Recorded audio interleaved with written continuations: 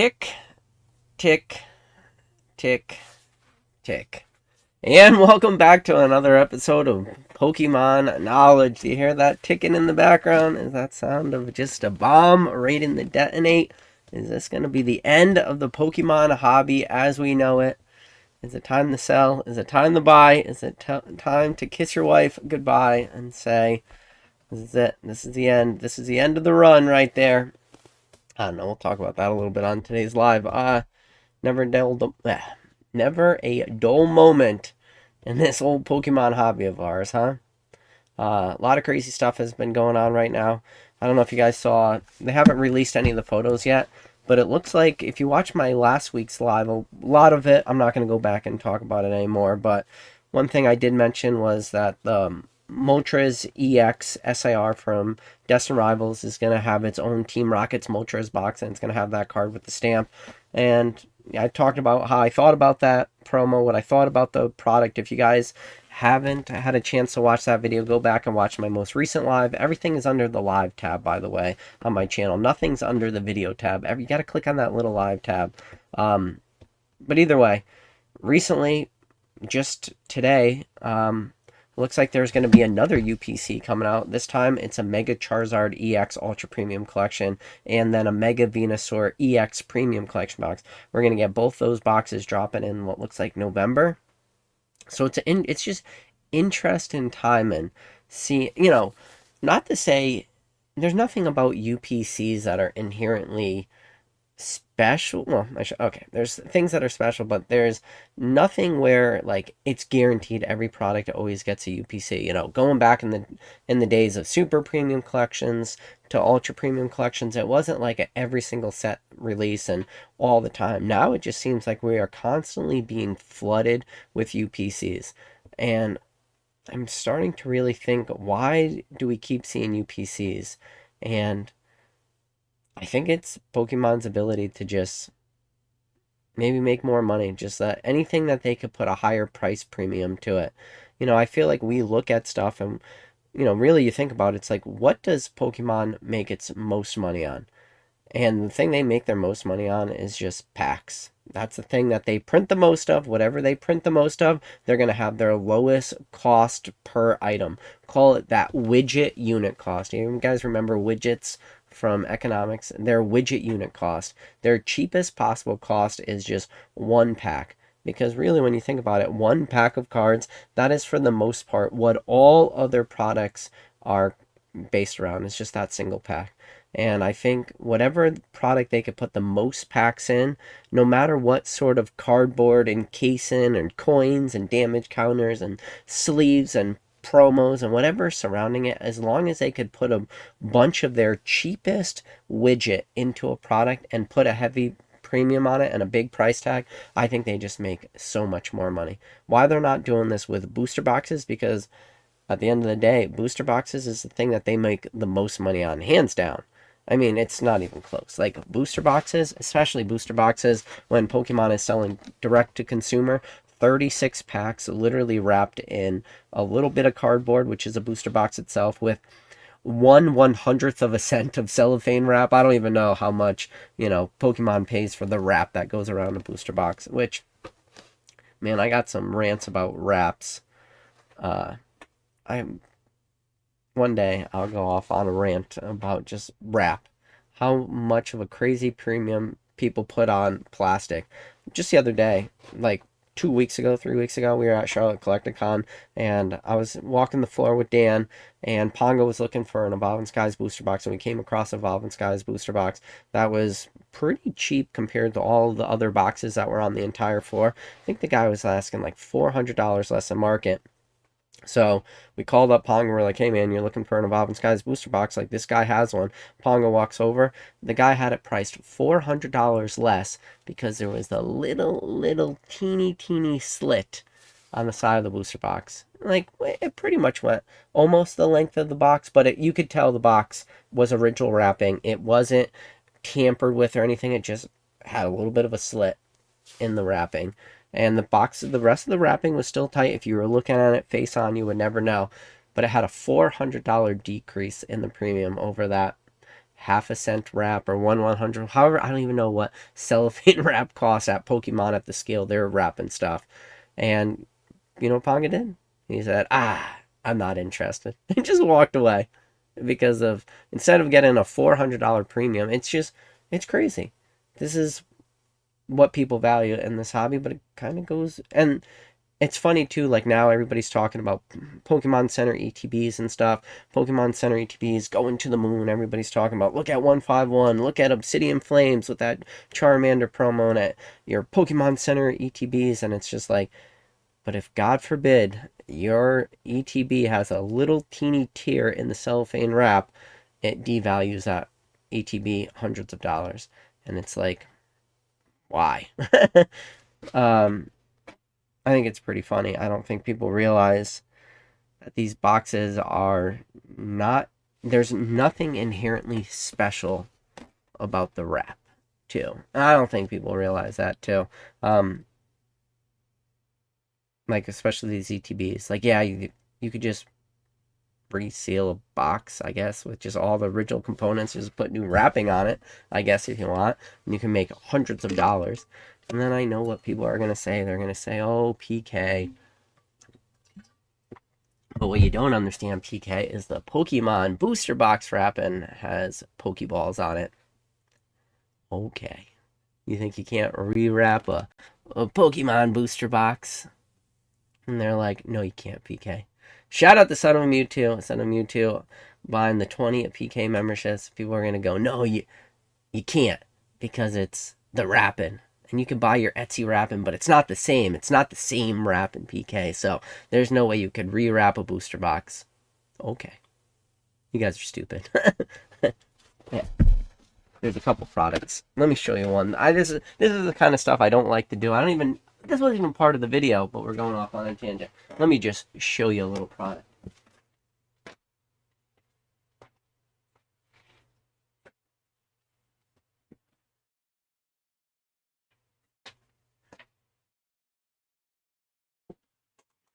This is just not one product. There's many products out there that exist like this. Do you know what this is? These are 2024 World Championship decks. Notice anything special about the wrapping on these World Championship decks? Do you notice anything? What kind of wrapping is that? Oh, it's Pokeball wrapping. Well, you're going to say, well, PK, it's not a booster box.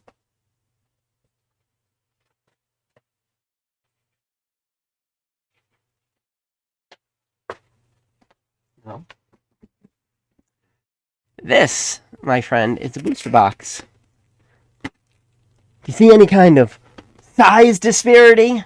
Because of your super, super stupid exclusive wrapping that you can only get on a booster box, and there's no way that you can reseal it. Whoa, dude. Whoa.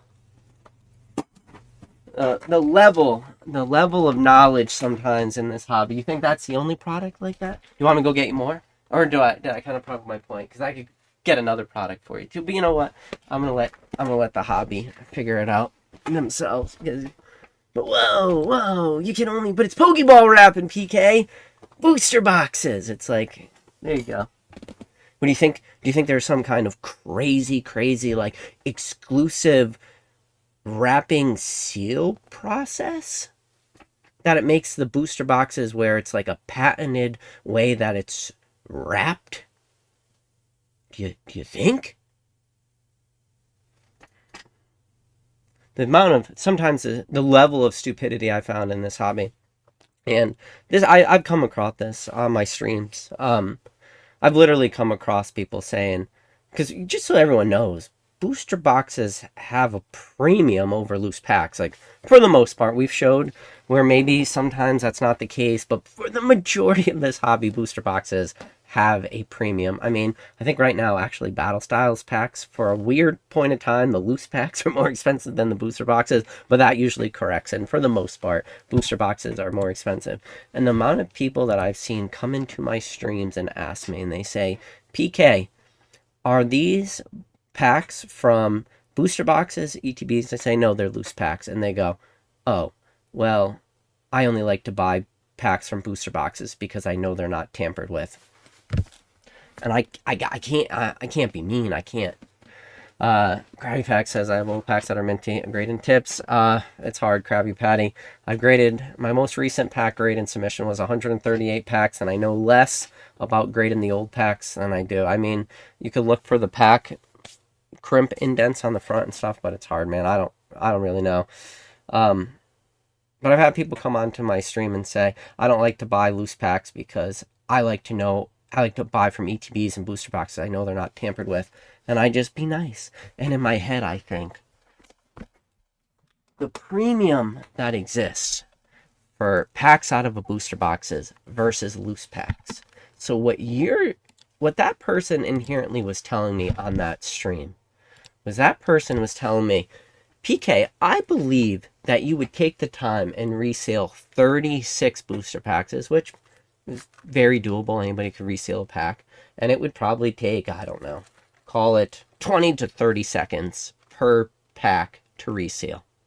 So you're talking 20 to 30 seconds to do that for 18 packs. You're talking like 9 to 10 minutes at 30 seconds a piece to reseal 36 packs.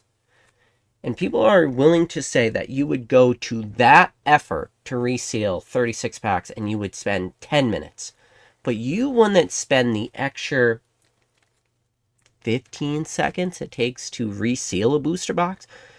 You wouldn't take the extra 15 cents to literally double your money. Not just reseal 36 packs, but then you wouldn't take the added 15 seconds of your life to literally double your, sometimes double your money to get a sealed booster box premium. And I'll have people come on into my chat sometimes and they'll say comments like that. And I can't be mean. PK here is a little different than sometimes PK on my other streams because it's a different type of thing, but it's just in my head. I think of the level of stupidity that would need to exist for somebody to think that you would spend 10 minutes to reseal something, but you wouldn't spend another 15 seconds to double your money. And it's like, no, I'm not going to do the first part. I'm definitely not going to do the second part. But it's just amazing. And that's just this hobby, too. And it's the same thing with ETBs. ETBs, like, you know what the most expensive, or like the best thing you could do is just go buy yourself a bunch of open Pokemon Center ETBs.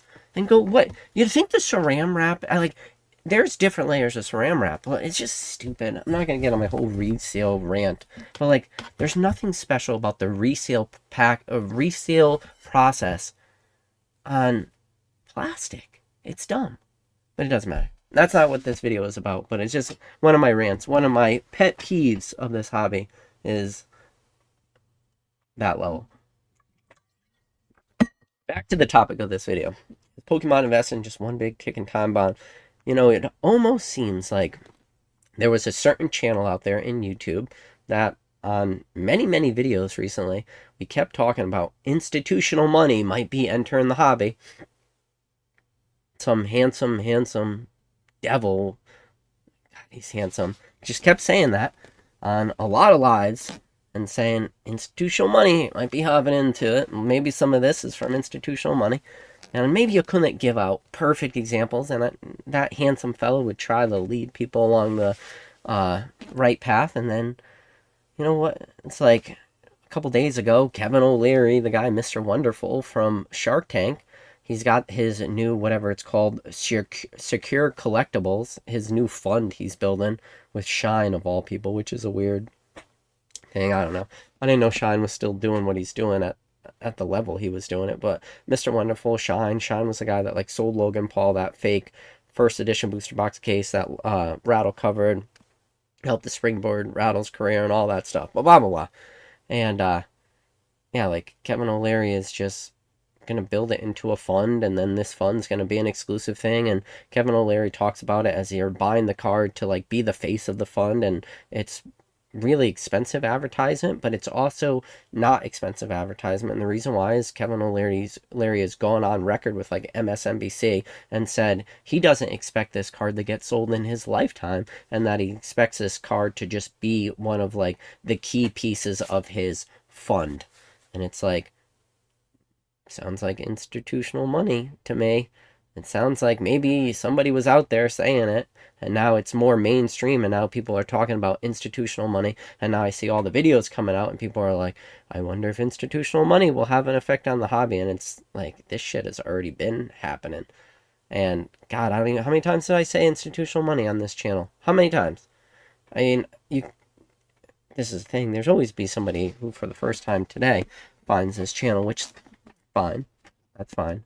And thank you for hopping in. But it's like people don't really believe you until it actually happens, until you got a guy who spent, or a fund now spending, what was it, like 12,932,000. And even that number had like a reason behind it, I think. Even that number seemed fake to me. I forget what the reason why.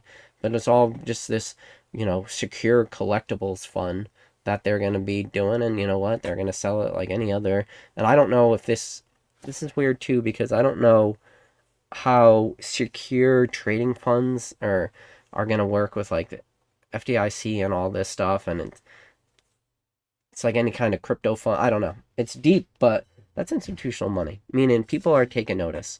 And what are going to be in these funds? It's not going to just be sports. It's going to be Pokemon too. It's going to be your biggest IPs. And these funds are going to lock up some of this stuff. And are these funds just going to lock up small items like single graded cards that are easy to store? Or are these funds going to start buying up in bulk modern and start investing in current modern sets? I don't know enough about the back end that way. I do know that there are some people putting away packs of modern sets. 151. Sorry, a little frog in my throat right there. So, which feels pretty modern to me. So maybe. But here we are. This is 2025, but this brings us to the title of this video. Is Pokemon investing just one big ticking time bomb? And the question is, it is a ticking time bomb and it's not. I'll tell you why it is a ticking time bomb, because there is only small aspects of this hobby. For the majority of this hobby, I think the one person that's undefeated in the history of this hobby is going to keep on winning, and that's just Father Time. As time just keeps ticking, a lot of these sets get older and older. Are Pokemon going to go back and keep reprinting a lot of this stuff? No. So I just think a lot of these sets, time is just going to be in its favor, and because they never get the reprints, maybe we were either hoping for or expected or wished or whatever word you want to apply to it, because those reprints never have, Pokemon just keeps going up. But now, well, I say it's both that, and then it's also a ticking time bomb, because I'm also never going to sit here in front of a camera and tell you that Pokemon is unavailable on big box retail, sitting readily on shelf from now until forever. I also do not believe that. And I feel in the entire history of this hobby, even the craziness of 2020, to say that one day product will be available on shelves again, I don't feel like that was ever a hot take. But because that has now become, in a way, a hot take, to say, now, is it going to be 151? Nope, probably not. Is it going to be Probably Evolved? Nope, probably not. Is it going to be Destined Rivals? Maybe. Is it going to be Mega Evolutions? Maybe. Is it maybe going to be a set a year down the line, 2 years from now? And is it going to be after the 30th? I don't know. But I could just tell you, I do not believe that we, from today until hopefully I live to be whatever. I'm not even going to start throwing out 90, I don't know, 80, modern medicine, AI, who knows how long I can live for. Let's just say in the next 20 years, do I think that a set comes out that is at least readily available at MSRP and does it, and you don't have to just pray the Arceus that when you walk into your local Walmart or Target, the MG Holdens rep or the Alliance rep at Target is stocking the shelf at that exact moment you can actually pick up something? Do I believe that someday in the future product will be available? I do. So that is where the other aspect of the ticking time bomb happens, because I think that there has become a subset of the hobby who have never seen that, don't realize that could ever be a possible, and the thought of product ever even going to clearance shelves would be impossible. Because those people exist in the hobby, I do think that the hobby is in a little bit a ticking time bomb because of this irrational exuberance. But I don't even like to use that word, because while it is maybe for many people irrational exuberance, I don't think all the irrational exuberant is also unwarranted. And because I talked about this before, people are just constantly rewarded. I'm rewarded. You're rewarded. I mean, I mentioned too just Pokemon Center ETBs. There's nothing crazy about Pokemon Center ETBs, like very low barrier of entry. We talked about Obsidian Flames. Obsidian Flames ETBs sat on Pokemon Center for a little while. 151 ETBs sat on Pokemon Center for a little while. I mean, they sold out pretty quickly, but they weren't impossible to get. And then they weren't super, super crazy expensive for a long time. There was a lot of opportunities where people could pick up Pokemon Center ETBs. And now the beautiful thing about Pokemon Center ETBs, and one of the things I've talked about forever since, if you want to go back, I think this might be an interesting thing, is my first ever community post on my channel. Was it me talking about which Pokemon Center ETBs? Let's see. Let's go view my channel. Let's go to my community post. Let's go scroll all the way back. Going back in time. I don't feel like I post a lot, but man, I am scrolling pretty far to get to the bottom. So it's my second ever post. Second ever post. Pokemon Center ETBs. It's chilling rain though. Let's see. 3 years ago. Pokemon Celebration exclusive ETBs are up for pre-order. Godspeed getting through. That was 3 years ago. That was my, what was that? Wow. 3 years ago. Celebration ETBs back up for pre-order.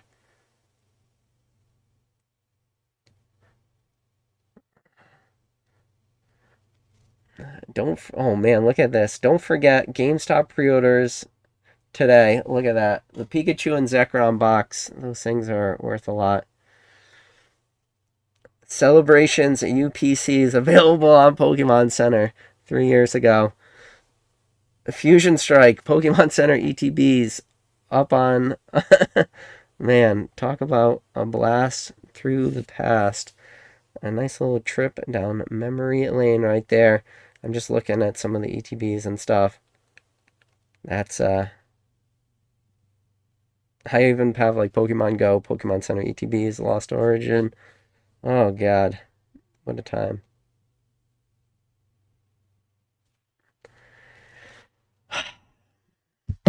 Man, that was a little trip through memory lane. My old community poster just talking about those ETBs being up for pre-order. But you were able to get them. And nothing was impossible. But there was just a group of people in this hobby that, like, everything is always tough. You're always fighting the bots. You're always fighting the scalpers. You never could find anything at pre-order. You could never find anything at MSRP. The days of just a nice, happy hobby. But going back to it, this hobby just one big ticking time bomb. It is what it isn't. I mean, time just keeps moving. I'll tell you right now, every day I think to myself, what is Pokemon printing? And this is a question I've asked myself on so many lives, and I'll definitely sound like a broken record, but I don't care, and I just will never really know. I never really know. I think they're trying to get a lot of product out to big box retail, and it's just really, really hard right now. We're not getting the direct-to-consumer. We're not getting the big Pokemon Center restocks. Like, the restocks on Pokemon Center are so few and far between. Now, I did see this, which is a weird thing. Let me pull this up real quick. People were talking about this. Listen, a lot of news happens, you know? A lot of news happens. So, the new Trick or Trade packs. This was the official release. Discover cards designed specifically for this edition. That one line got everybody just out there panicking, speculating. Are we going to see the Gengar and Pikachu from the Chinese 151 Volume 3 featuring Ghost Pokemon Zubat pumpkin themed Pikachu and many other cool surprises. I don't know. Is it exclusive artwork, or could it just be this? Pumpkin themed Pikachu? Could it just be this? Could it just be a pumpkin Pikachu, like the same exact stamp we've seen on a Pikachu a million other times? Could it also be that? I don't know. I feel like people are really speculating super hard. Now, do trick or trade packs have exclusive artworks? Do they have chases? I hope not. If they did, I mean, people are really. I don't. Everybody talking about like the Gengar and Pikachu. Listen, I personally I don't see it happening, but it is just weird because it says discover cards designed specifically for this edition. That does make me question it though. Are we gonna get exclusive artworks?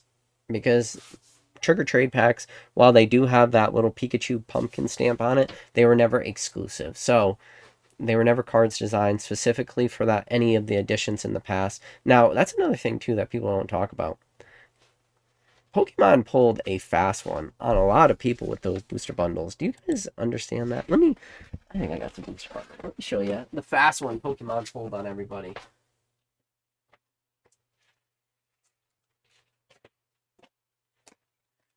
And this is another thing. People don't realize this. Pokemon pulled the fast one on a lot of people. A lot of people don't even realize it even happened to them.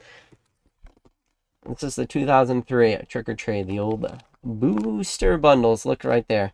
Includes 50 mini packs, 50. 2024 includes 35 mini packs. So 50, 35. 35 is 15 less than 50 for all you mathematicians out there, all you math majors. So Pokemon literally was able to sneak in 15 less packs per booster bundle. And you know what? Nobody even batted an eye, because you know what? Nobody even knew. And you just think about it, you're like, man, the amount of products that exist from 2020 or 2024, and each one of those bundles has literally 15 less packs in it, and nobody even noticed. There's probably somebody out there I showed that for the first time, and they're like, I never knew that there was 50 booster bundles in 2023 and there's 35 in 2024. There's probably a group of people out there, because you know why? Pokemon just pulled a quick one on you. So if in 2025 now I wouldn't be surprised if it's down to 30 cards, or sorry, 30 packs per, and Pokemon just keeps slowly like getting less and less packs.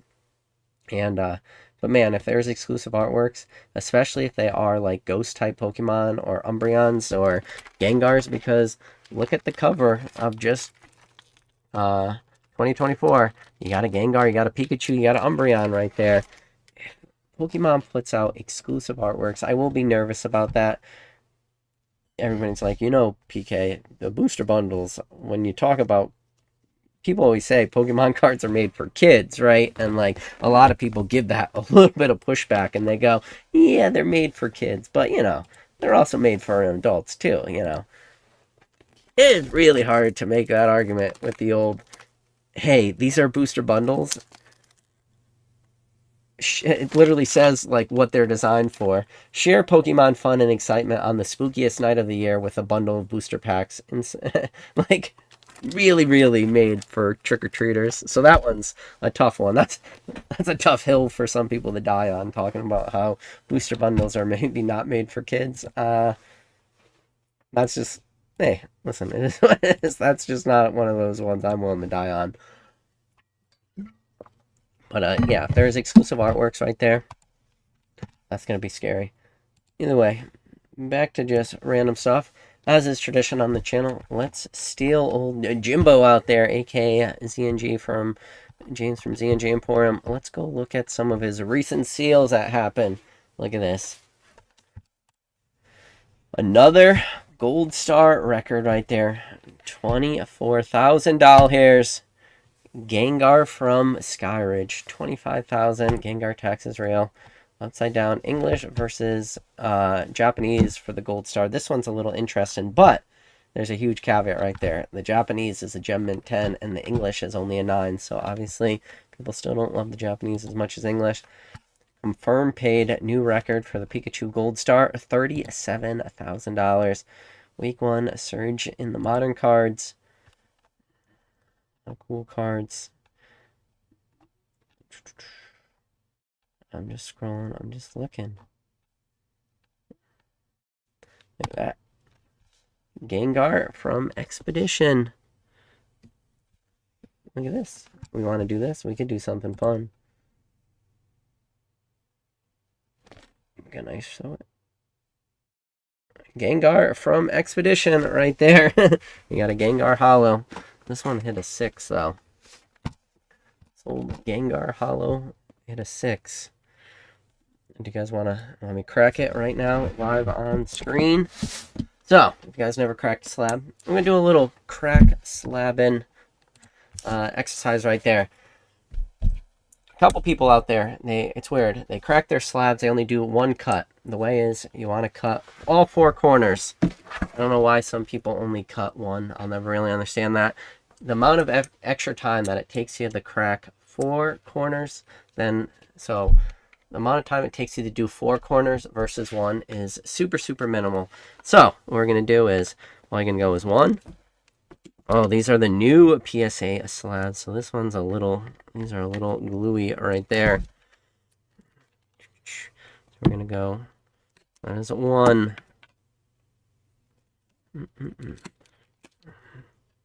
That is 2.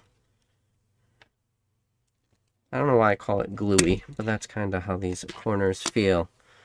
And then that is 3. And that. Yeah, but these new slabs are definitely that much tougher to crack open. So, either way, that's all you got to do. You just cut all 4 sides. So, cut, cut, cut, cut. So you just do that. And then what you want, you need to get yourself a nice little flathead screwdriver. Just like that. Nothing special. You know, go grab it from... I know most of you guys probably don't even have toolboxes. Go grab it from your dad's toolbox or your grandfather's toolbox. Go get yourself a nice little flat screwdriver. All you want to do is you want to put that screwdriver in just like this. You want to put it in, and then what you're going to do is you're now going to take the screwdriver, and you're going to take it, and you're going to push it through the slab. And then as you're pushing it, you're just going to get it to as far as you go, and then you're going to start to turn the screwdriver a little bit. And all you're doing is you're separating the slab. You're breaking that sonic weld, and you just keep going all the way across. So eventually, you want to get to the end of the slab right there. And then again, you're just going to turn your screwdriver, and all you're doing is you're breaking that sonic weld right there. Because the new slabs are a little bit tougher to break. Actually, cut the top of this a little bit. Give myself one more cut. Break the sonic weld. Now these the newer PSA slabs are definitely a level of effort that is required to crack these things versus the old ones is much higher.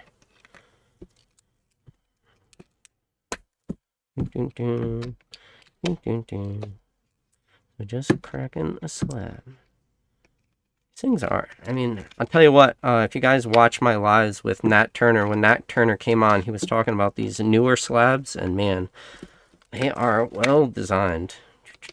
So I'm actually having to break the whole top with these. Okay, let me try this again. I want to make sure. There we go. I had to break the whole top.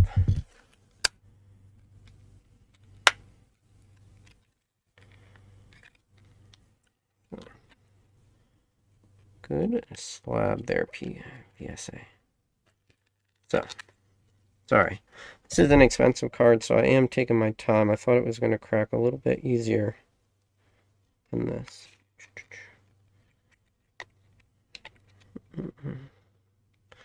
Last thing I want to do is damage a Expedition Gengar. So I'll take that out.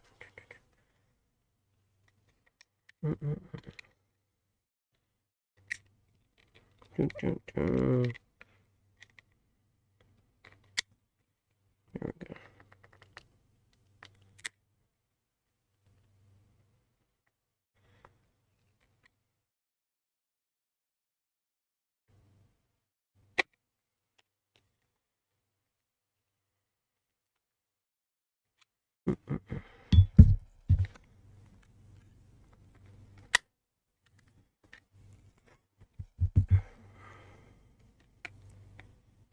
I know.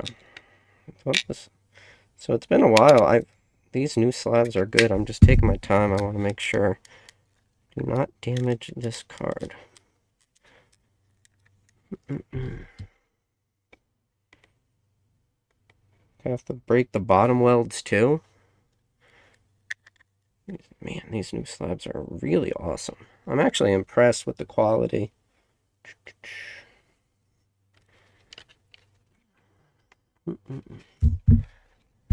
I'm going to have to cut the edges where the bottom weld is not breaking. I'm actually super impressed with these newer slabs. These things are kind of a biatch to break.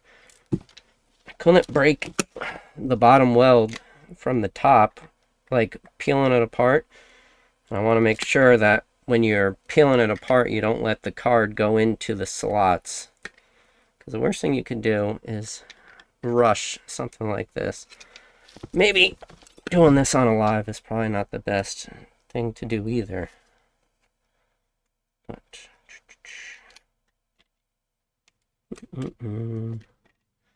this is the scene where you guys watch as PK breaks and cuts plastic way too much. These slabs are freaking awesome. I'm super impressed. Super impressed. Oh, PSA. Good job.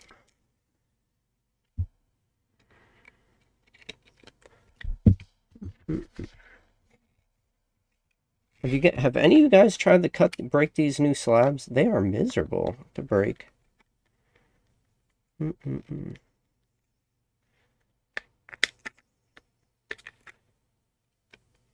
that's crazy. Cut. Break another. That is crazy.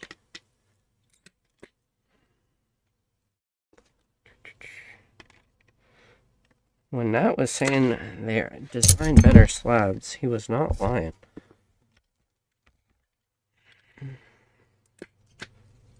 These things are a nightmare.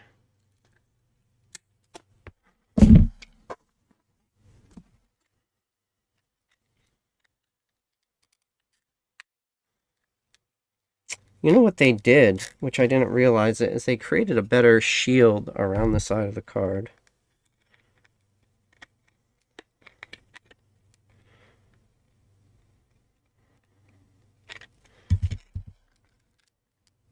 Wow. I almost don't want to crack new cert numbers in the future, because this thing is a freaking biatch to rip.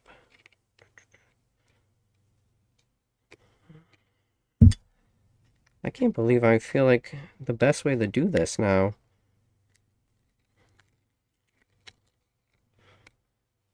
Oh, this is crazy.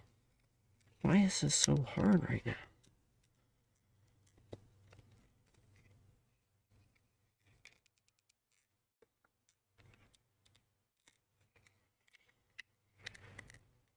This is the craziest card crack I've cracked. I don't even know how many PSA cards I've cracked. I guess I've never cracked one of the new slabs.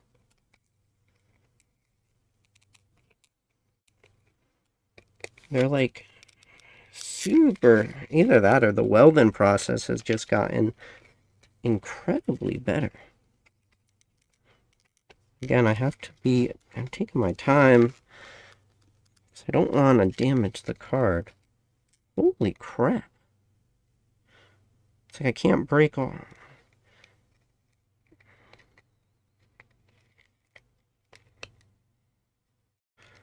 Guess I'll have to just keep doing this. It just seems like a lot of work. Just to crack the slabs. Alright. This live has really gone off the rail right now. This is the most wild freaking slab I've ever tried to crack. I gotta go pull another card out just to show you guys the difference between elasticity in these. I'm so worried to damage the card that I'm really taking my time too. Well, there's a lot of people out there who have damaged slabs trying to crack them open, and I don't want to be that guy, especially on this card.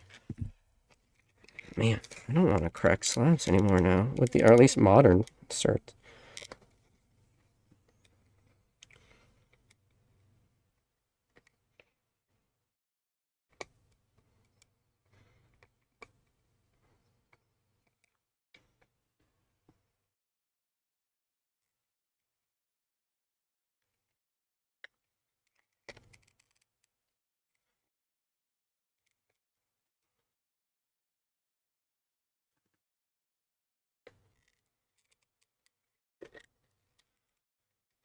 Jesus.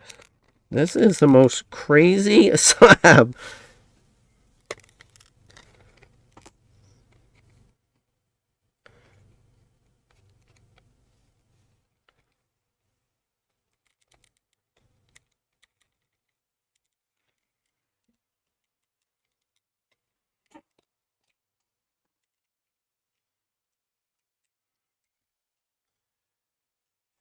That took way too long.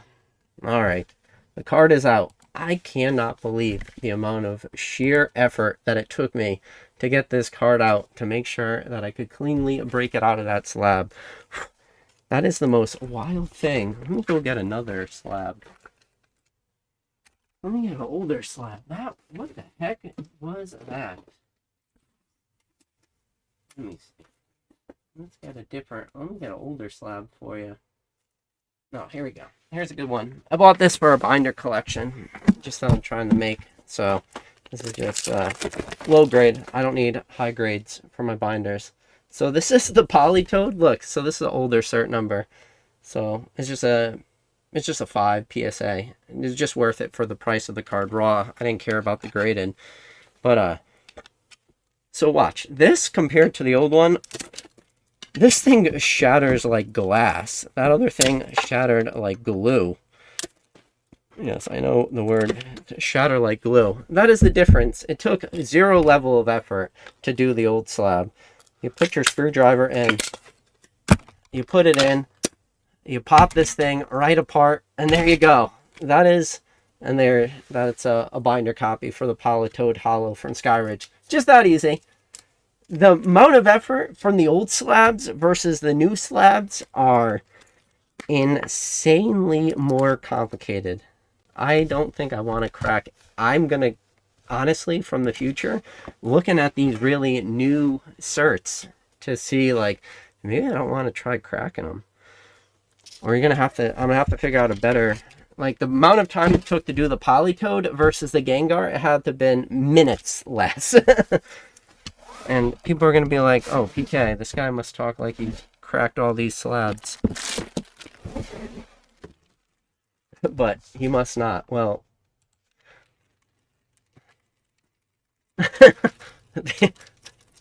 these are some of the slabs I've cracked in the past.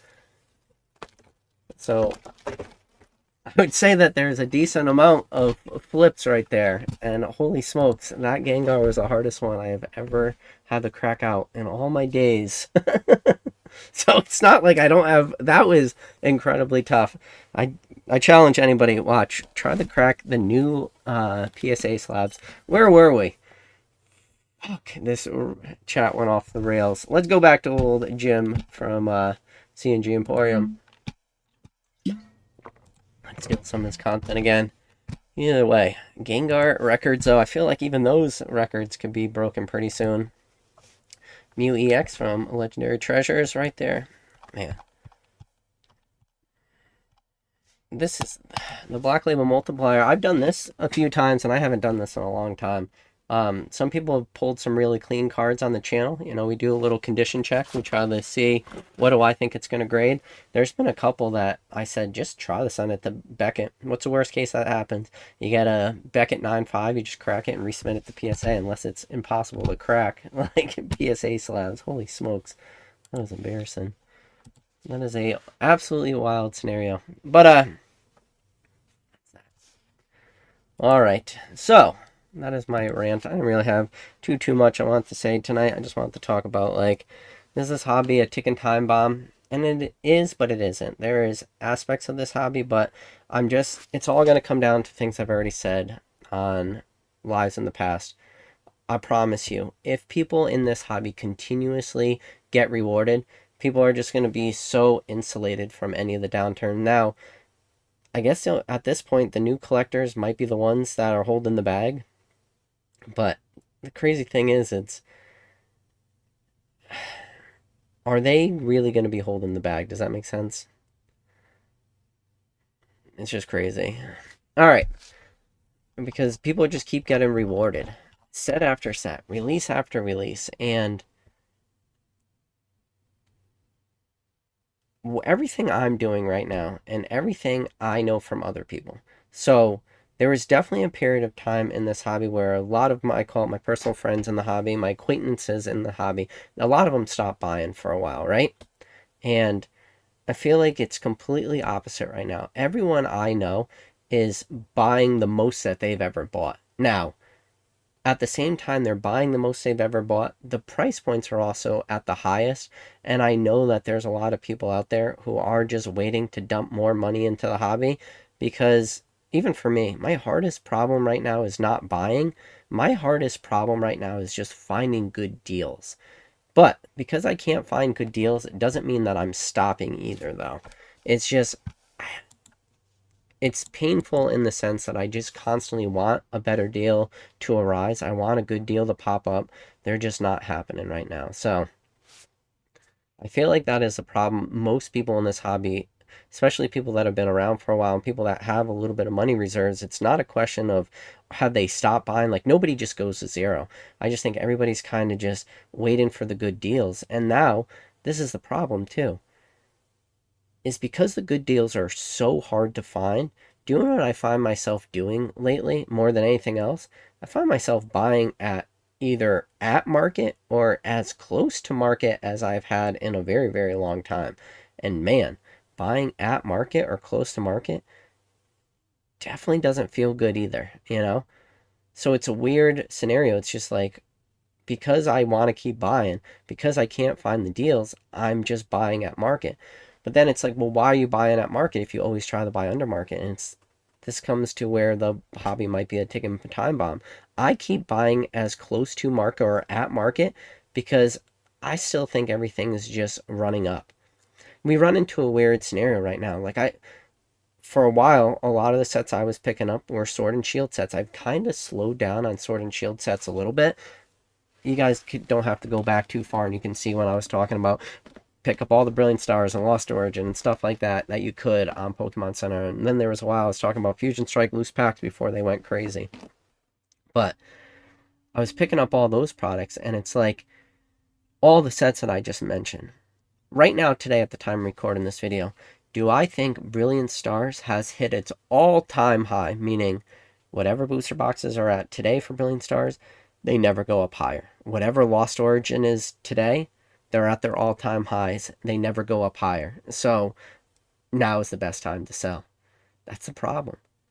I don't think a lot of this stuff is at its all-time high. I still think a lot of this stuff still has a ton of room to run.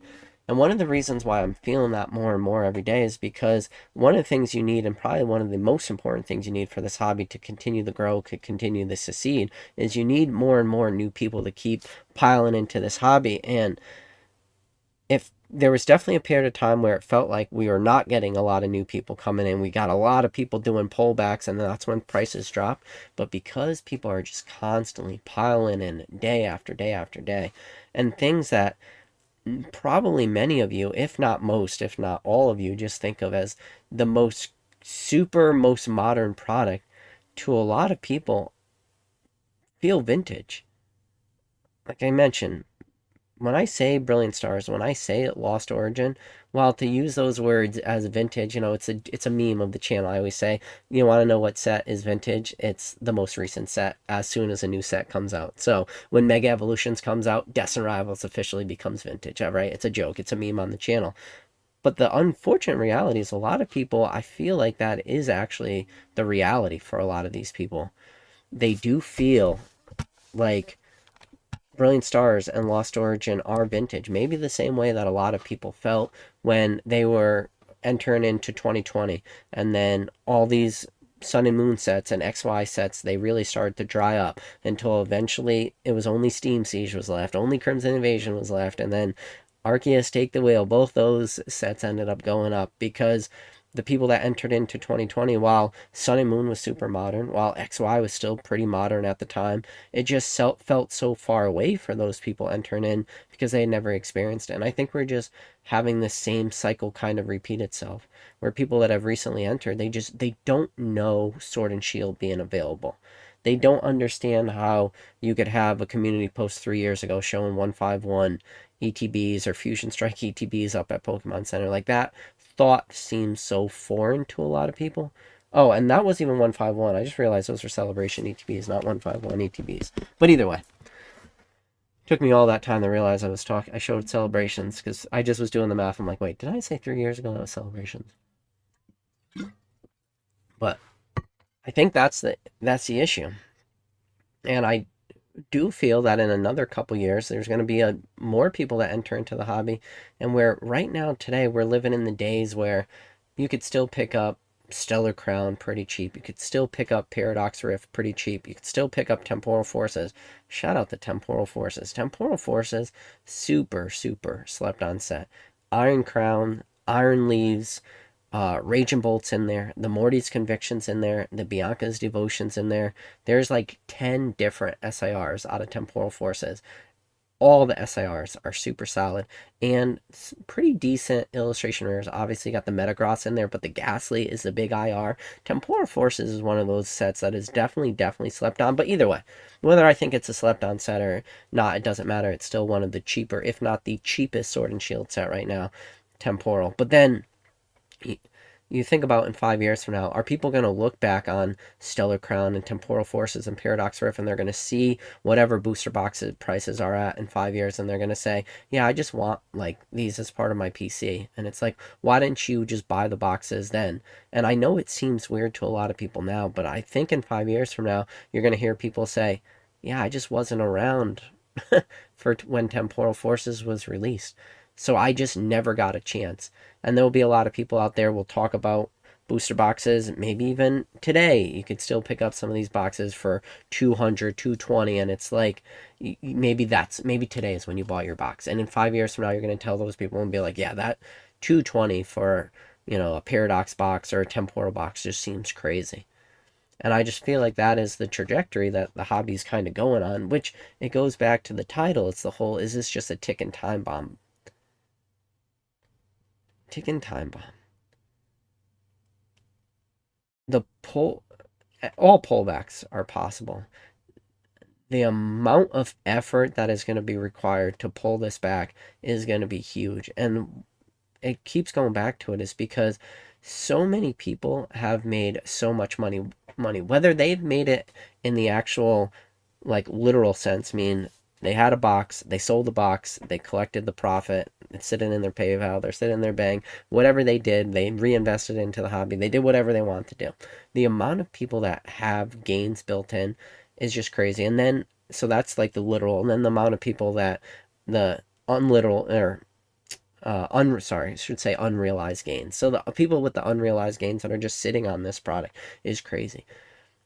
But because they're up so much, that it makes you wonder, it's like when a pullback does happen, if it happens, how bad could it be?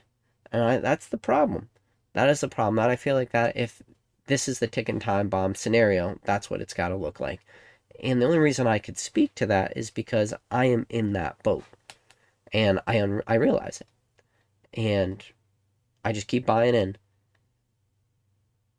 And it's like, why? It's like, I just, the upside versus the downside. While I could see there's definitely a downside that exists, I just believe the upside is so great right now.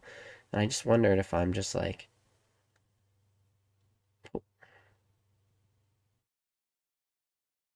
it's irrational exuberance. I think that's what it just comes down to. But you know what?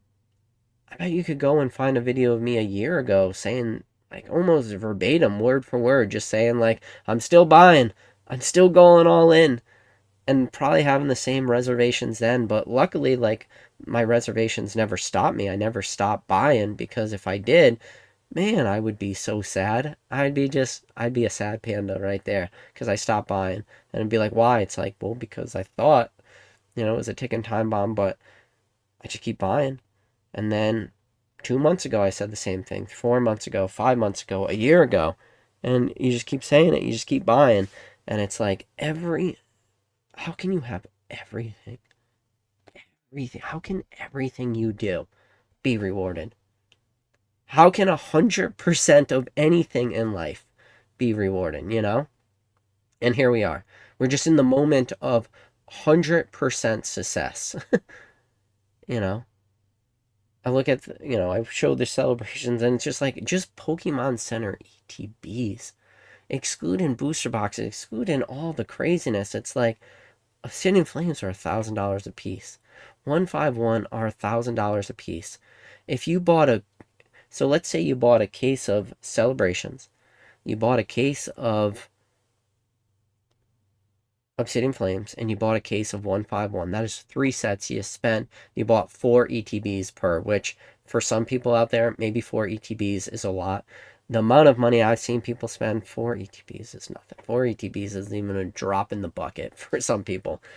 So, 4 ETBs, you're talking, $60 a piece. So whatever, $240 plus taxes, $260 each, we'll double that. So call it like, I don't know, we'll just say $800 for the 12 ETBs, right? 4, 4, and 4. That $800 is now worth $12,000. It's like, spent 800, it's worth $12,000. And it's like, what did you bought some crazy super rare promo, and you graded it and no one knew about it, and it was it's a pop 2, and you broke the hot, and it's like, no, you didn't do any of that. You literally just went on the most popular Pokemon website that exists in the entire world, which is just Pokemon Center, and all you did was you just bought the newest shit. Shout out the Tap, shout out to the Rattle Discord for making that possible for a lot of people. It's like, wait, that's all you did? It's like, that is all I did. And it's like, and you know what? 4 ETBs, I could have bought more. Probably should have bought more. Not probably, definitely should have bought more. But it's, you know what I'm saying? It's like, you're into this stuff for so little, and the gains have been so preposterous. And the timelines, like, I showed you the timeline. I scrolled back 3 years ago, and I showed Celebrations ETBs at pre-orders. I think another one was a Celebrations UPC and Fusion Strike Pokemon Center TV, or whatever the community post that I showed. It's just like, that was 3 years ago. Like, your 401k, like, you're doing pretty good. You're doubling about once every 6 years. That's fantastic. Once every 7 years, probably on average. Like, once every 7 years, you're doubling. And it's like, doubling in 3 years in this hobby? That is gross. that is a that is a field purchase in this hobby, to double something in 3 years. It's like, what? But it goes back to the thing. It's like, can this keep happening? Is it sustainable? And it's like, it doesn't feel sustainable. But it's like, what are you doing different? It's like, nothing. Doing absolutely nothing. Nothing different. And it's just like, I mean,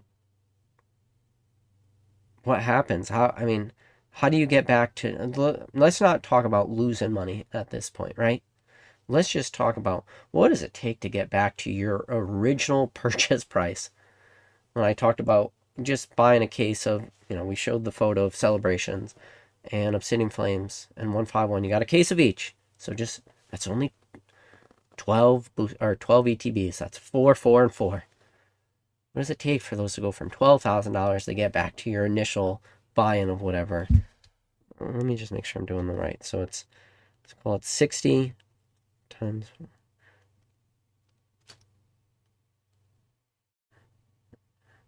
Yeah, so 720, I rounded up with taxes and whatever. I'm just saying, really it's 720, but like rounding up to 800. It's like, what does it take to just get back to 800? And it's like, I don't think it's going to happen. Like, that's the scary thing. We're in this just period of time where like numbers like that, and then it's like, and that's just one product, and that was because we showed the community post. And it's like, that's just Pokemon Center ETBs. Well, let's talk about where I sang from the high heavens as I walked through the valley, the $79.95 booster box. That was during that live. I was talking about chill and rain. What does it take for chill and rain to get back to $79.95? Or when I stayed here and until my eyes bled and I was blue in the face, and I said, buy Brilliant Stars and Lost Origin booster boxes on Pokemon Center right now today at MSRP when they were up there forever. Like an amount of a almost imaginary amount of time those things were up there. They just kept being up there. They never went away. And then the amount of people that I witnessed this. The amount of people that when Silver Tempest booster boxes, you get a quantity order limit of 4. And the amount of people that looked at the Silver Tempest booster boxes on Pokemon Center after everything else was on the market. TCG Player was more than Pokemon Center. eBay, like daily sales, were more than Pokemon Center. The amount of people that I heard say they're not going to pick up Silver Tempest booster box on PokemonCenter.com because you can't get a sealed case. They don't have order limits of 6. They only have order limits of 4. The amount of those messages I saw was insane. It was when people would talk about that and I'm pretty sure I mentioned that too. But like think about that. Think about how just short-sighted that is. Now looking back on it, I mean that we're not talking about like, oh, now PK is going back 10 years ago talking about Silver Tempest. No, Silver Tempest was Sword and Shield 12, the last set of Sword and Shield. Like, we're not going back, but like that was the conversations at the time that, yeah, it's probably a good deal, but you can't get a sealed case, so I'm going to pass. What are Silver Tempest booster boxes doing right now? It's like any of those people that you like thought that sentence, like, I'm going to pass because I can't get a sealed case. Every single person's going back and going, if anybody out there in chat wants to sell me Silver Tempest booster boxes at $143.99 or whatever, I will buy all that you have. Just slide into my DMs right now. Every single person is thinking that exact thought. Oh, yeah. Anybody that wants to sell Silver Tempest booster box at $143, slide in immediately right now, today. Do not pass go. Do not collect $200. Just get right into my mailbox and I'll buy all your Silver Tempest booster box at $143. But like at the time, that's not a long time ago. Like the timelines in this hobby are just the hobby as a whole is macro, but man, everything, all like so many big movements have happened in such a micro like aspect of this hobby. 1, 2, 3 year timelines, and people are hitting now price points that they didn't expect for 5-10 years when they started stacking this stuff away. All right. Anyways, going back to Kelly. No, going back to the top of the chat. This is the point where PK reads the chat. Pokey Nufo says, I bought a Brilliant Stars booster box case last year around March 2024. Thanks to your sign at the time. Thanks, PK, and all your insights. Pokey Nufo, I bet you are very happy that you bought a Brilliant Stars booster box case, and I bet you, as crazy it is, you're happy that you bought one. But I bet you're thinking about it. You're like, I really wish I went back and I bought multiple. And I wish I bought Lost Origin at the same time. And that's why during those lives, I used to say to people, I'd say, you guys aren't going to like this answer. Because people would say, which one do you think is better? And I'd say, I personally, like Brilliant Stars. I still personally like Brilliant Stars. I think with the Trainer Gallery subset is just stronger. I love that Mimic UV. I love the thought that Brilliant Stars has an Umbreon V, has an Umbreon VMAX, and it has the evolutions. It has a Charizard as a chase. It has a beautiful Arceus. I do still like Lost Origin, obviously, Aerodactyl, Garantina, Sleepy Pika for the regular trainer. I mean, it was a solid set. And then, like, the Sylveon was in Brilliant Stars, VMAX, Trainer Gallery. But either way, and I would be like, people would be like, which set do you like better? I'd say, I personally like Brilliant Stars, but you're not going to like to hear this answer. I think you should buy both. That's what I would say. Like, and I know people don't want to hear that answer because they want it to just be, it's either red or it's blue. It's either black or it's white. It's either this or that. It's never could be both. And the answer for that was both. And because I didn't know which one was going to perform better, I went with my gut, but I just bought both.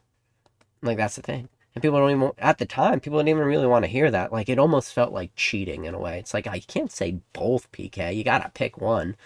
But you see, we got Pokechef in the chat. Pokechef, good to see you, buddy. He says, Mega Halucha. Mega Halucha is coming out. I think all the Megas are going to do good. I know a lot of people, oh, the Mega Dragonite is stupid, blah, blah, blah. Watch. I hope some people are, screenshotting or screen recording all these people saying the Mega Dragonite is dumb, because it will not be. When you get your first ever Mega Dragonite card, it's going to be the most beautiful Mega card ever. People are just going to be tripping over themselves like, oh my god, well, look at this artwork, best Dragonite card ever. It's going to be the best SAR you've ever seen. And every single person that hated Mega Dragonite, they're going to be freaking foaming from the mouth. They're going to be doing their best Gloom impression. Yeah, Krabby Card says, I'm glad I got a case of Shroud of Fable Pokemon Center ETBs before they went off. Yeah, everything, man. Those were the last ETBs that sell out. Shroud of Fable. I picked up a case too. I remember I showed it on a live one time. Krabby Card says, UPCs have to be so much more expensive to produce than a 36-pack booster box. Oh yeah, definitely, without a doubt. So Katie says the wraps in some of these Best Rivals booster boxes are rough. Yeah, we do have a Evolving Skies booster box, one of mine. That's pretty rough too. We got Son of Mewtwo. It says, what up, PK? What up, #1 mod in the game, Drew? Good to see ya. We got Son of Mewtwo gifting 20 PK memberships. Son of Mewtwo, I do appreciate it as always. Son of Mewtwo says the PK tangents. These are what we're here for. Yes, it is. Nam says PK is just arguing with himself at this point. You know what? I do. I just argue with myself. I'm just an old man who really, really hates clouds. And that's all it is, Namp. It's just one old man yelling at clouds every single day. Cryptomon said Mega Evolution's probably going to be going to 400. Ooh, that would be a scary thought. But at this point, I don't even know. Blue Goose Collectibles says PK needs some green lights. No, I think, or sorry, needs some red lights. Red has green lights. Dan has the red lights. I can't take that. So yeah, Krabby Card says, going back to, I appreciate the super chat once again, Krabby Cards. He has the old packs that are minty, great and tips. So the best thing you could do, I mean, it's hard with old packs. So I talked about this before. I don't know when was the last time I talked about it. So this is just a pack of Temporal Forces. What you want to do with when you're grading packs, but it's hard, man, because you probably don't have a lot of vintage packs. So what you're going to do is you're going to go take your pile of packs, and so pack wrappers can be centered, which I know that sounds pretty weird. What you do is you take all the same artworks. So this is like Walk and Wake, right? So all these packs are Walk and Wake. It's just Temporal Forces. And what you want to do is you want to line up all your packs, and then you want to look at them from the side.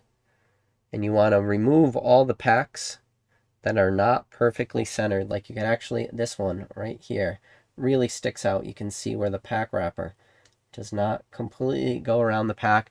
So you want to go through, you want to look at them, you want to remove all the outliers because your pack wrapper is not perfectly wrapped around your card. So you're going to remove all the outliers until you get the perfectly centered ones. You're going to even see, if you can see right here, some of them are miswrapped in the sense that you could actually, right here, it's kind of hard to see on my camera. Oh, right here, actually.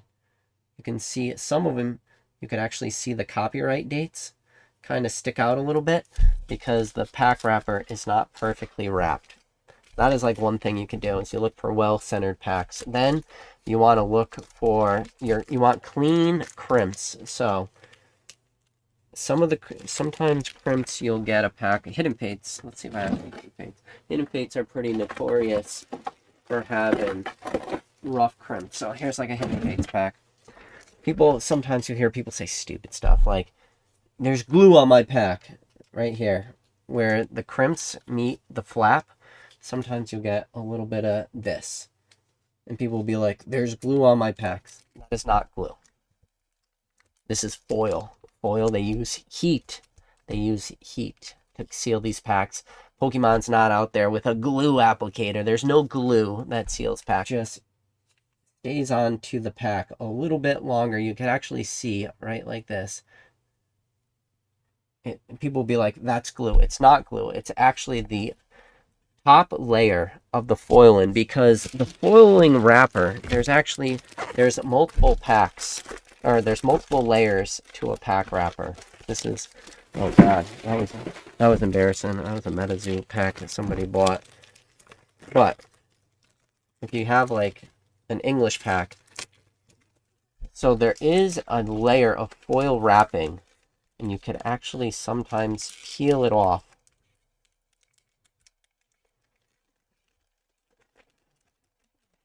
Let me see. So, alright, here's a good example.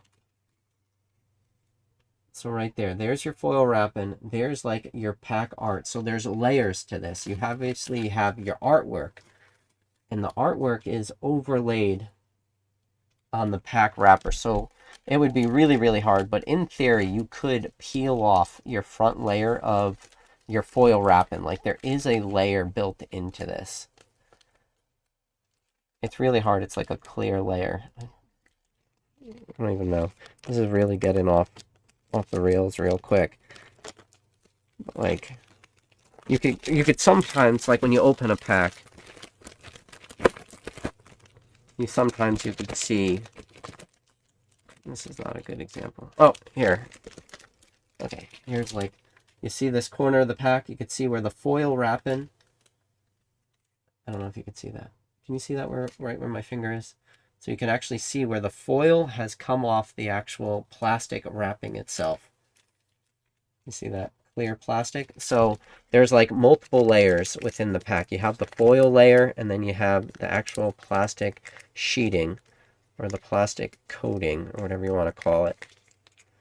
But I'll show you on these.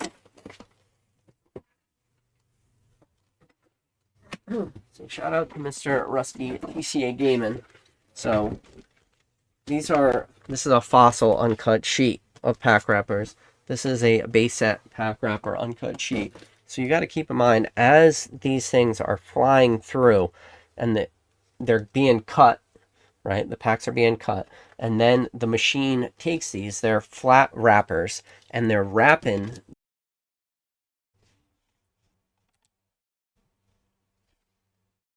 Am I back?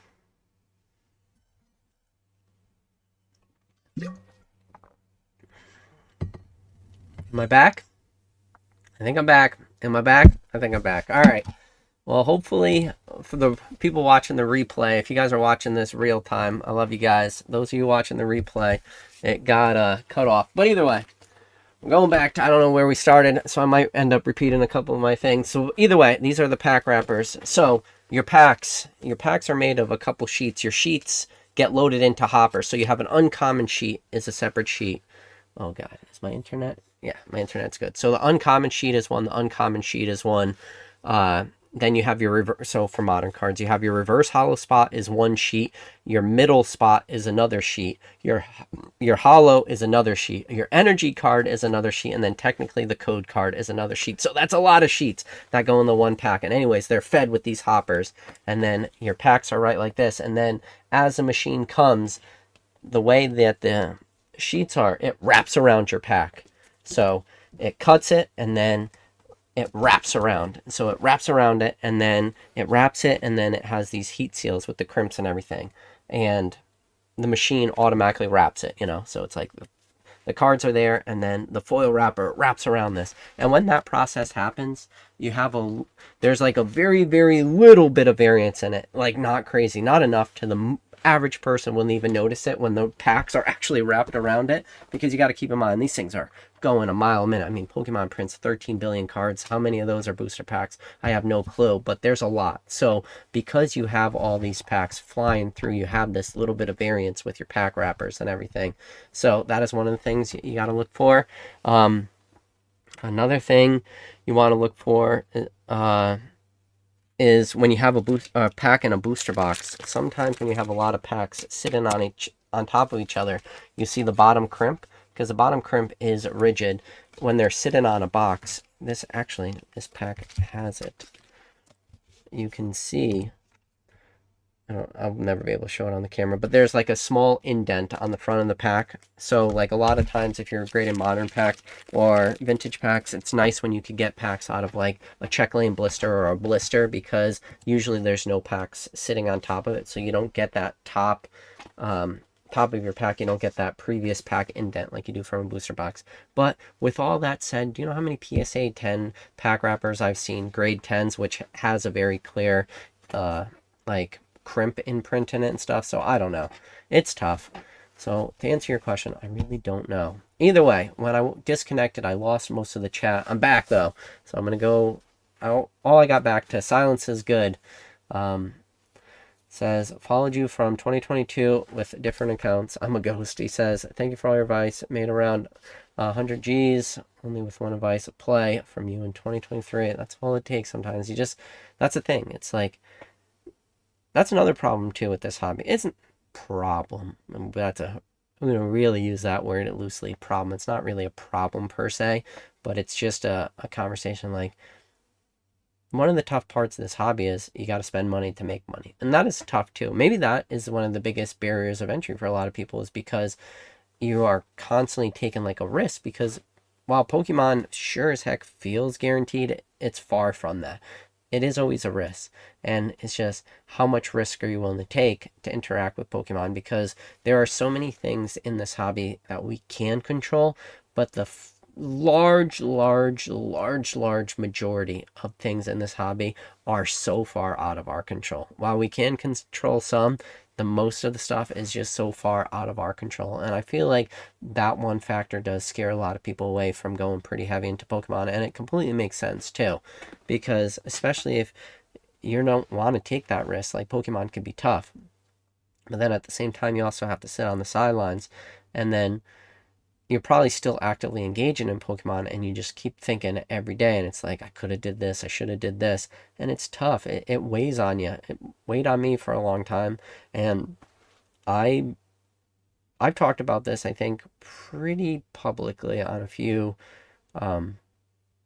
lives, but there was a couple things for me that really like shook me into gear. Well, one of the things was obviously COVID, started making videos and stuff, and just the more you talk about it, the more you think about it, the more you think about it, the more you want to do. So COVID it helped, every year. It's just the buys from what I was doing in 2020 was so far more than anything I'd done previous to that point. And then 2021 was so much more than 2020. And then 2022 was so much more, and blah, blah, blah. But for me, I always talk about it. I don't know how public I've been, but I've talked about this privately with a few people, is one of the reasons I went really, really hard into Pokemon, and one of the reasons that became a catalyst for me to go full time, was the first time I went to Rusty's house. And that was it. That was like one of the biggest catalysts that I ever had, because I've now been to Rusty's house 3 years in a row. But the first time I went, I just saw everything that he's accomplished, his collection, how he's able to run a business, how he's still able to collect, how he's able to do so many things.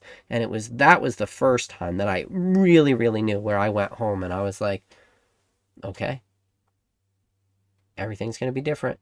Like, whatever I was doing, like, it wasn't enough. And I always talk about this. I said, I never have to be Rusty. If I could just get a piece of what Rusty's has done, that will be enough, That was the first major thing. And then, so that was 2 years ago. And then on the way home, I ended up just talking Nick, old school Pokemon's ear off the entire way. And I told him, I said, keep in mind, I drove with Nick down there, and then on the way back, I said, Nick, I think for your business to grow, I think you need a second streamer. I think I could like fill that opportunity for you, and like so you could have 7 days a week coverage. And Nick was still a little hesitant to give up the reins of his eBay page, which is fine and totally understandable. That's his baby right there. It was always his baby. But yeah, that Nick I realized wouldn't work out, and then I immediately messaged Dan. And no matter how Dan tells the story a little different than I do. I have to go back. I could pull the records, but I was like the first one to really start chirping in Din's ear about live streaming. Like Dan always thought about it, and I don't know why Dan doesn't talk about it more. But I was the one that really helped push Dan. I was like the very first person to message him, and I actually started off with Dan. I said, Dan, can we just call? I want to have like a business call with you, and that's how it all started. And then it took a long time. Nothing Dan does is quick. It was a very, very long process from there. It was like a year of getting stuff together, and that was super super early on. And then I went again last year, and things were kind of like starting to really be in play. Me and Dan were starting to work out stuff. Me and Dan talked again. I flew in last year instead of drove with Nick, and then me and Dan talked more until eventually October of last year was when we finally kicked off Fanatics Live. And then February 1st of this year is when I officially went full-time Pokemon. And just but it took a while to ramp it up.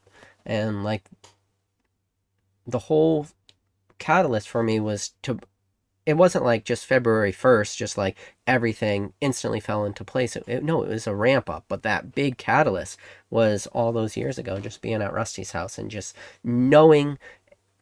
It's one thing to hear it. A lot of people tune in weekly. They listen to these lives. They listen to mine. They listen to Dan's. They listen to every other person, and they're consuming 10, 15, 20 hours a week and just people talking Pokemon, whether it's through live streams or whatever. It's one thing to hear it.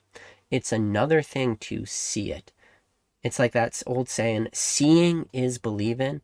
And until you actually see it, you don't really believe it's possible. But like that was it for me. It was seeing was believing, and it changed everything for me. And everything that I've done from that point to now, and I talk about it all the time, like everything has just gone bigger and bigger. And it was just like, I know this is possible.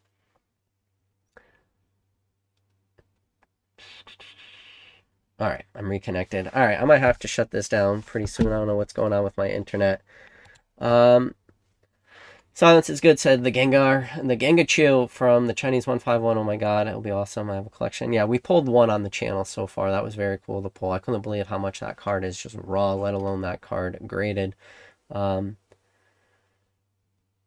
Silence says if they do exclusive art trick or trade packs, it'll be scalped into oblivion. Yeah. So the Chimp Life says English are harder to grade, but Japanese are harder to pull facts. I don't know.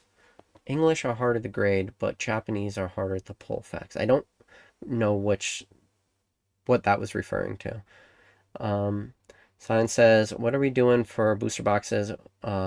Wait and buying at 240 PK. What do? We see Pokemon bot reprint. I'll tell you what I've been doing. I've been just buying in a little bit right at release for a lot of these sets. Like Destined Rivals, I didn't buy in too much. I bought in a couple cases right at release, and I paid a lot of money for my Destined Rivals booster box. It was like $220 a box, and I never really sold any of them. I just sat on them, and my whole thought process was it wasn't a lot. It was only a couple cases, and I'm just going to kind of sit on it and see what happens. And then if prices kind of do go low, I'm not really so heavily invested that I'm willing in if prices start to drop. But I just saw what was happening. I'm like, I don't want to take the chance of these things not getting huge reprints and not having prices like crash and burn. So that's what I've been doing, and I'm doing the same thing with the mega set. I'm not going in crazy heavy to the mega set, but I'm going to pick up a couple cases, and I'm just going to see how it goes. And hopefully I'm right, and if I'm wrong, I'm just going to, like, just get my average price down as low as I can if these things keep getting pumped out. And you know what? even if I do lose a couple $100, I'm just going to keep everything moving too. That's a problem too, is I'm just not worried about like the day on so many things anymore. I'm just worried about what I'm doing, you know. I think about Pokemon and just this hobby in general. And one of the dollar amounts I just keep getting to is how nice it would be just to be able to make $1,000 a day. $1,000 a day. Some people might hear that numbers, and that's not spend $1,000 a day. That's make $1,000 a day. So sometimes you might have to spend $10,000 to make $1, or sorry, $10,000 to make $1,000. But it's just, I just want to make $1,000 a day. That's $365,000 a year. That's a number that I feel in my head I want to get to. Now, in order to make $365,000, you got to sell product, you got to buy that product to begin with. It's a lot of money that has to exchange hands, but that's a number that I've gotten to. I actually had that conversation with shout out to Thrifty. I think it was Thrifty I had that conversation with probably about, oh man, Thrifty, we are due for a phone call. It was probably a couple months back with Thrifty. I just had a conversation. I said, Thrifty, I said, your goal in this hobby, I said, should be to make $1,000. And I said, Thrifty, how many days have you made $1,000? And it's like, probably every single Collecticon. That day, you guarantee you're going to make $1,000. And it's like, well, so it's possible. And it's like, you just now have to extrapolate that out. So, it's possible, you can make $1,000 a day at a Collecticon. In fact, you can make way more. But how do you extrapolate that out, and how can you do that $1,000 a day every day of the year? Some days are going to be up, some days are going to be down, but how can you just make, and that's like make after all your expenses too. So sometimes you might have to sell $10,000 a day to make $1,000, but it's possible because we've all done it at least once, right? Or I shouldn't say that. Majority of you, again, maybe majority is a bad word. Anybody that's ever vended has made $1,000 in a day. So it's possible at least the one day. And it's like, and my whole thing was, what does it take for me to do that every single day? And for me, I figured out a calculation or a formula that works for me. And it involves a lot of pieces. It involves me doing what I do full time. That's a part of it. It involves me grading cards weekly. It involves me putting away a sealed product as often as I could. It involves me trying to utilize undergraded cards, maximizing grades, doing all like the nitty gritty, the daily sells, buying, flipping. It's a lot of work. It's a lot of money constantly going out. What did I do? The entire time I was at Collecticon, I wasn't streaming, but you know what I was doing? I was walking the floor and I was sourcing packs. I sourced 2 Legendary Collection. I sourced 2 Crystal Guardians. I sourced 1 Legend Maker pack. I sourced 1 Legendary Treasures pack. I sourced 1 Power Keepers pack while I was there. I sourced a couple of like the tops. I just spent a bunch of money the other day. Like on Saturday, I spent so much money just like this most recent Saturday, just picking up more stuff, and it's just like sourcing and just selling and buying and doing everything. And it's not for me, I can't do one singular thing. It's for me, it's just a combination of multiple things, and every day something's going on, whether I'm selling something through Fanatics, whether I'm selling something through Fanatics Live, Fanatics Collect, PSA, through my PSA to the PSA vault, whether I'm selling, I don't really do personal eBay stuff anymore, whether I'm selling stuff through consignment service, whether I'm selling somebody else's cards, whether I'm selling my cards, whether I'm buying graded cards to crack and resubmit to another grading card company, whatever I'm doing, it's just like in order to just get to that dollar amount. And that's a dollar amount that I've always thought in my head was like where I would be happy with. And that's just a conversation like literally me and Thrifty had. And it's like, you could do it one time. What does it take? And everybody knows there is a process to get there. And it's a lot of work. And it takes a long, long time to do it. And when you finally get to that point, man, it's a good feeling. And it takes a long, long time. And it takes a lot of effort. And it takes a lot of determination. And it's going to take a lot of people that are going to tell you you're crazy the entire way. Your family will tell you crazy. Your friends will think you're crazy. hopefully your wife doesn't think you're crazy. Your wife should be the supportive one. But it's constantly just seeing the pot of gold at the end of the rainbow, and the hobby allows it. It's a lot of conviction too. It's just a lot of just putting your head down and grinding. And there's a lot, I think people see the success, but they don't realize, like, there's a lot that goes on in the background, you know? Like, for me, what goes on in the background is 36,000 packages a year comes out of the grandma's basement. That's a lot of these. That's a lot of these. 36,000. They come in boxes of 500. That's a lot of those. That's a lot of little bubble mailers. That's a lot of cardboard inserts.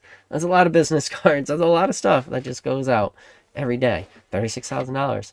That's a lot just in U.S. Postal Service packages. Like 30,000. That's a lot. It's like those 30,000 packages, they don't package themselves. They don't ship themselves. They don't answer their own customer service messages. Like there's a level of effort that is required, but it's just like, it's possible. You can do it. And not only can you do it, everyone could do it. Now, is there a limit? I think there's a limit. Eventually not everyone could do it, but like that's the thing too. It's like, it is harder for me to find somebody who has not been successful at Pokemon than it is for me to find somebody who is. Think about that statement. That is harder for me to find somebody who has failed at this hobby, like failed miserably. And when you do find those people, it's pretty obvious. You could probably very quickly, I would say it would take you maybe a 3-minute conversation of asking them questions, and you could probably very quickly identify why did they fail at this hobby. But think about that. Think about that stat, that it's harder to find people that are not successful versus people that are successful. And it's like, well, why is that? It's just because right now, everything, for the most part, I mean, people could always like go down dark rabbit holes and stuff, and there could be ways that they could lose money, but so maybe that's a bad. Okay, I could definitely see. All right, let me rephrase this. I want to backtrack on this. I could definitely see how people could lose at this hobby. Everyone that I talk to, all my people that are my friends in the hobby, I'll rephrase it that way. They've all been successful. 100%. Why is that? Well, I think one of the reasons is because they're super engaged.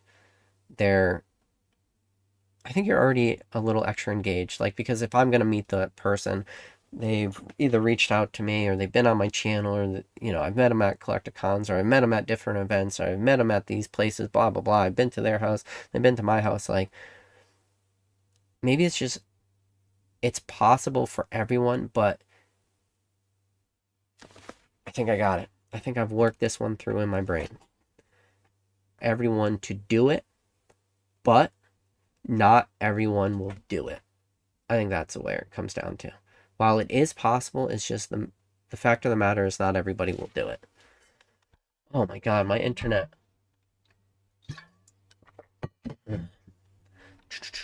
All right. Let's see.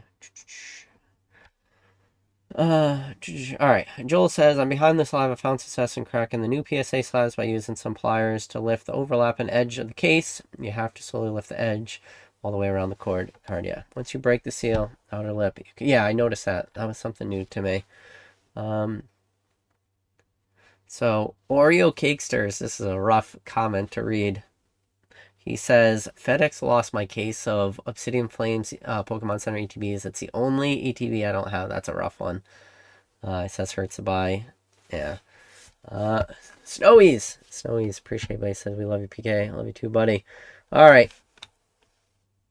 That's it. I think I made it to the bottom. My internet is all wonky. I keep getting here. YouTube is not receiving enough video, whatever that is. All right. Well, all you guys, I do appreciate each and every one of you guys. If any of you guys want to come hang out with me, I'm live Monday through Friday at 11 a.m. Fanatics Live. I'm live Monday, Tuesday, Wednesdays, Friday, and Saturday nights, and then obviously live YouTube on Thursday. So I am live on stream 11 times a week. If you guys are new to the channel, do me a favor, hit that follow button. If you've made it to the end of this video, you guys are 1, maniacs, 2, I love you guys. Do me a favor, hit that like button. It's the least you could do. If Mason from Cardinal Gaming made it to the end of this video, Mason will not hit the like button. I don't know why. I don't know what Mason's deal is. Mason, one of these days, I'll get you to hit the like button. As always, I appreciate each and every one of you guys. As always, be safe. And I'll catch you on the next stream. Later.